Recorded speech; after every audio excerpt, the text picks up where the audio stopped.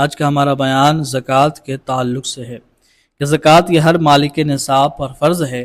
اور مالک نصاب ہونے کے لیے سونے یا چاندی کا ہی ہونا ضروری نہیں ہے، بلکہ اس کے علاوہ اگر مال بھی ہو جو ہمیں مالک نصاب تک پہنچا دیتا ہو تو اس کے لیے بھی زکوٰۃ دینا واجب ہوتا ہے۔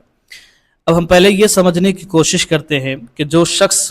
653 گرام 184 ملی گرام جس انسان کے پاس چاندی ہوگا یا اس کے بدلے میں یا اس کے عوض اتنا رقم موجود ہوگا تو وہ بھی مالک نصاب ہوگا۔ اب موجودہ وقت میں اس کا دام 65,000 روپے بنتے ہیں، اور اس سے کچھ کم و بیش بھی ہو سکتے ہیں اپنے اپنے صوبے کے اعتبار سے، شہر کے اعتبار سے۔ جو شخص اتنا یا اس سے زائد رقم کا مالک ہو وہ 2.5% یعنی 2.5% کے اعتبار سے زکوٰۃ دینا ہوگا۔ جس کے پاس چاندی نہ ہو، صرف سونا ہو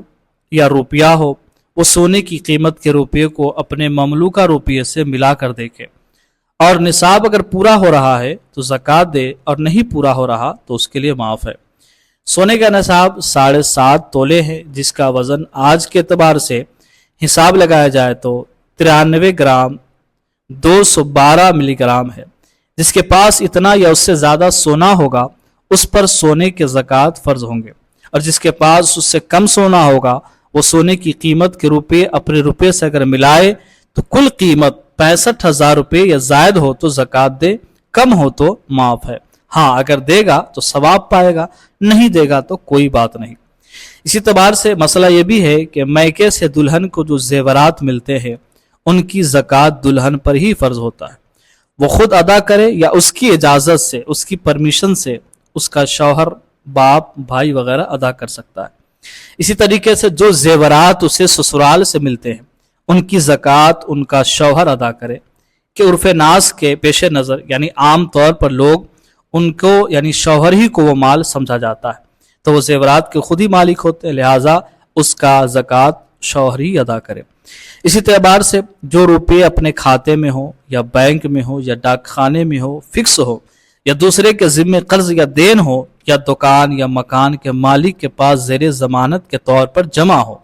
ان کی زکوٰۃ بھی واجب ہے۔ جس نے یہ روپے دیے ہیں یا جمع کیے ہیں ان کی زکوٰۃ ادا کرنی ہوگی۔ اسی اعتبار سے جو زمین فروخت کرنے کے لیے، بیچنے کے لیے، سیل کرنے کے لیے خریدی وہ مال تجارت ہے، یعنی چونکہ ہم اس کو خریدنے کے لیے زمین کو خریدے ہیں بیچنے کے لیے تو ہمارا اس میں نفع حاصل ہونے والا ہے، تو وہ مال تجارت میں، بزنس میں شمار کیا جائے گا۔ تو لہٰذا ہر سال بازار بھاؤ سے، یعنی جو بازار میں مارکیٹس میں ریٹ چل رہے ہیں اس کے اعتبار سے جو اس کی قیمت بنے گی اس کا زکوٰۃ ادا کرنی فرض ہے۔ یہ وہ مسائل ہیں جن کا جاننا ہمارے لیے ضروری ہے، اور اگر مالک نصاب ہونے کے باوجود بھی کوئی انسان اگر زکوٰۃ ادا نہیں کرتا تو مال بھی حرام میں ہوتا ہے، شمار کیا جاتا ہے، اور اللہ تعالیٰ کی لعنتیں اور قبر و حشر میں عذاب کا بھی وہ شکار ہو سکتا ہے۔ اللہ تعالیٰ ہم تمام مسلمانوں کو